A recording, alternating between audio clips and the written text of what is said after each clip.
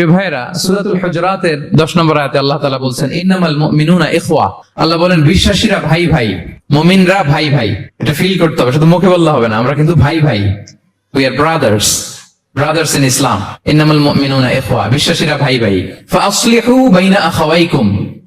আর এই ভ্রাতৃত্বের মধ্যে যদি কখনো টানাপোড়েন হয়, বোঝাপড়ায় সমস্যা হয়, বিরোধ হয়, তাহলে মিলমিশ করে দিও, তোমরা সেটা আপোষে মীমাংসা করে দিও। আদেশটা কার? আওয়াজ করে বলুন, আদেশটা কার? আর ওয়াত্তাকুল্লাহ, আল্লাহকে ভয় করো। লাআল্লাকুম তুরহামুন, তাহলে তোমরা অনুগ্রহ প্রাপ্ত হবে। তাহলে প্রথম মেসেজ হচ্ছে আমরা ভাই ভাই, উই অল আর ব্রাদার্স। পৃথিবীতে ভ্রাতৃত্ব, ব্রাদারহুড, এটা অনেক ধরনের। এক নম্বর ভ্রাতৃত্ব হচ্ছে আল উখুয়া আল ইনসানিয়া, মানবিক দিক থেকে ভাই। যারাই মানুষ তারাই ভাই, কারণ আমাদের আদি পিতার নাম, আদি মাতা Adam and Eve. We came from the very same source, same origin. একটা জায়গা থেকে আসছে। সবার বাপ যদি একজন হয়, সবার মা যদি একজন হয়, তো আমরা সবাই কি? সুবহানাল্লাহ পড়বেন না? তাহলে ভ্রাতৃত্বের একটা রূপ হচ্ছে আল উখুয়া আল ইনসানিয়া, মানবিক দিক থেকে ভাই। সেই হিসেবে হিন্দু আমার ভাই, খ্রিস্টানও আমার ভাই, বৌদ্ধ আমার ভাই, নাস্তিক আস্তিক সবাই আমার ভাই। এটা হলো ভ্রাতৃত্বের একটা ধরন। ভ্রাতৃত্বের আরেকটা ধরন হচ্ছে আল উখুয়া আন নাসাবিয়া, বংশীয় ভাই, বংশের সম্পর্ক বা রক্তের সম্পর্ক। যেমন আমার চাচাতো ভাই, খালাতো ভাই, আরো ক্লোজে গেলে আমার আপন ভাই, মায়ের পেটের ভাই, এক রক্তের ভাই, ঠিক কিনা বলেন? এটা গেল 2 নাম্বার, এটা রক্তের সম্পর্ক। 3 নাম্বার হচ্ছে আল উখুয়া আদ-দীনিয়া, দ্বীনি ভাই। আর আমরা এটা নিয়ে কথা বলছি, আল উখুয়া আদ-দীনিয়া। ইন্নামাল মুমিনুনা ইখওয়াতুন, মুফাসসিরিন ইকরাম বলেছেন ইয়ানি ইখওয়াতুন ফিদ-দীন। মুমিনরা ভাই ভাই হচ্ছে 3 নাম্বার সেন্সে, আমরা দ্বীনি ভাই। আমি আপনাদের কাউকে দেখি নাই, আমাকে হয়তো সোশ্যাল মিডিয়ায় দেখেছেন, কিন্তু সরাসরি হয়তো দেখেন নাই। কিন্তু এই যে আমাদের ভ্রাতৃত্ব, এটা দ্বীনি ভ্রাতৃত্ব, দ্বীনি ভাই। আমরা কি ভাই? এবং ইন্টারেস্টিংলি এই দ্বীনি ভাই বা দ্বীনি ভ্রাতৃত্ব আগের দুইটার চেয়ে মজবুত। কখনো কখনো এটা রক্তের সম্পর্ককে ছাড়িয়ে যায়। সুবহানাল্লাহ পড়েন।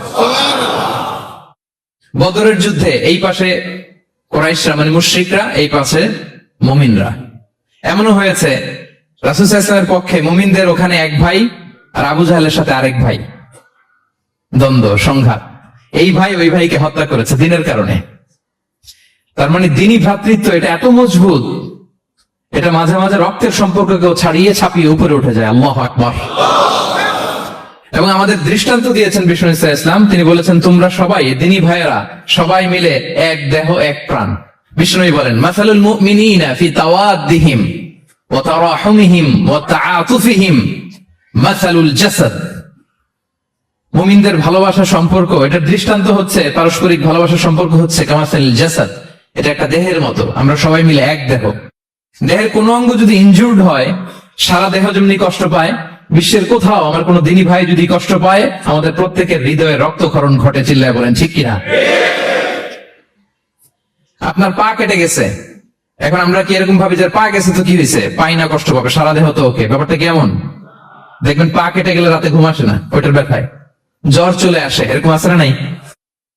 এই জন্য বিষ্ণু ইসলাম বলেছেন মাসালুল জাসাদ, একটা দেহ, দেহের এক অঙ্গ ইনজুর্ড হলে যেমনি সারা দেহ কষ্ট পায়, পুরো দেহটা রাত জেগে থাকে, জ্বর এসে যায়, যেমনি গোটা বিশ্বের কোন প্রান্তে, কোন জনপদে, কোন এলাকায় কোন মুসলিম ভাইয়ের যদি কষ্ট হয়, সেটা আমাদের হৃদয়ে যেয়ে লাগে। ঠিক কিনা বলেন? ফিলিস্তিনের ভাইরা যদি কাঁদে, আমাদের ভালো লাগে? কাশ্মীরের ভাইরা যখন গৃহহীন হয়, আমরা এটা সহ্য করতে পারি? মিয়ানমারে আমার মুসলিম ভাইরা যখন নির্যাতিত হয়, আমরা কি এটা মেনে নেই? কারণ এক দেহ এক প্রাণ। আমরা যে কোরআনের দিকে তাকাই, আল্লাহ তাআলা বলেছেন আমাদের সম্পর্কটা হচ্ছে রোহামা ও বাইনাহুম। রোহামা, একে অপরের প্রতি আমরা সফট হার্টেড, রহম দিল, একে অপরের প্রতি সফট হার্টেড। কোরআনের অন্য জায়গায় এসেছে বুনিয়ানুম মারসুস, সীসা ঢালা প্রাচীরের মতো আমাদের সম্পর্ক। হাদিসে এসেছে এক ভাই হচ্ছে আরেক ভাইয়ের মিরআতুল মুমিন, এক মুমিনের জন্য আরেক মুমিন হচ্ছে আয়না। আয়নার সামনে দাঁড়ালে দেখা যায় যে আমার এখানে একটা দাগ, তারপর আয়নার সামনে দাঁড়ালে আমাকে ঠিক করে নেওয়া যায়, গুছিয়ে নেওয়া যায়। কারণ আমার সমস্যা, আমার ভুল, আমার খুঁত, আমার স্পট, এটা আয়না বলে দেয়। মুমিনরাও এরকম, এক ভাই আরেক ভাইকে সংশোধন করে দেয়। সুবহানাল্লাহ পড়েন। এবং কোরআন কখনো কখনো আমাদেরকে বলেছে যে ওয়ায়ুফিরুনা আলা আনফুসিহিম ওয়ালাউ কানা বিহিম খাসাসা, ভ্রাতৃত্বের সম্পর্কটা এমন হবে যে নিজের প্রয়োজনের চেয়েও মুমিন ভাই তার অন্য ভাইয়ের প্রয়োজনকে গুরুত্ব দিবে। পড়েন সুবহানাল্লাহ। আমার প্রয়োজন, তারপর আমি না নিয়ে আমার ভাইকে দিব। এরকম নিদর্শন আমাদের মধ্যে আছে না নাই? আপনারা ইয়ারমুকের যুদ্ধের নাম শুনেছেন, হিজরি 15 সালের কথা। বিষ্ণু ইসলাম মেরেন থেকে 4-5 বছর পরের ঘটনা। ওমর ফারুক রাদিয়াল্লাহু তাআলা আনহু, উনি হচ্ছেন তখন আমাদের খলিফা, the second caliph of Islam, আমিরুল মুমিনিন, খলিফাতুল মুসলিমিন। তো ইয়ারমুকের যুদ্ধে আল্লাহ তাআলা আমাদেরকে বিজয় দান করেছিলেন। কিন্তু এমনি এমনি বিজয় আসে নাই, এমনি এমনি আসে নাই। একের পর এক সাহাবারা আহত হয়েছেন, নিহত হয়েছেন, মানে শহীদ হয়েছেন।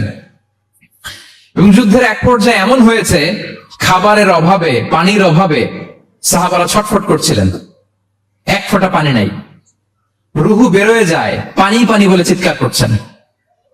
তৃষ্ণায় যখন কাতর, ওই সাহাবীর কাছে পানি নিয়ে আসা হলো, মশক দিয়ে পানি নিয়ে আসা হলো, সামান্য কিছু পানি যে নেন। তো উনি যখন পানি খাবেন, দেখতে পেলেন যে পাশে আরেক ভাই চিৎকার করে পানি পানি, এক ফোঁটা পানি দাও, চিৎকার করছে। ওই সাহাবী বলতেছেন, আমার দরকার নেই, আমার ভাইকে নিয়ে আগে দাও, আমি পরে খাবো। আল্লাহ। ওই দ্বিতীয় সাহাবীর কাছে যাওয়া হলো মশক নিয়ে, যে আপনি একটু পানি খেয়ে তার হৃদয়টাকে শান্ত করেন, ঠান্ডা করেন। তিনি যখন পানি মুখে নিতে যাবেন, পাশে আরেক ভাই চিৎকার করছে পানি পানি, এক ফোঁটা পানি দাও। ওই সাহাবী বলেন, আমাকে না, আমার ভাইকে দাও, আমার আগে আমার ভাইকে দাও। ওই সাহাবার কাছে নিয়ে যাওয়া হলো যে আপনি আগে খান। ওই সাহাবীর কাছে পানির মশক নিয়ে যেতে যেতেই উনি শহীদ হয়ে গেলেন। আবার মশক নিয়ে দ্বিতীয় সাহাবীর কাছে আসতে না আসতে দ্বিতীয় সাহাবীও শহীদ হয়ে গেলেন। প্রথম যিনি চিৎকার করছিলেন তার কাছে আবার মশক নিয়ে যেতে না যেতে তিনিও শহীদ হয়ে গেলেন।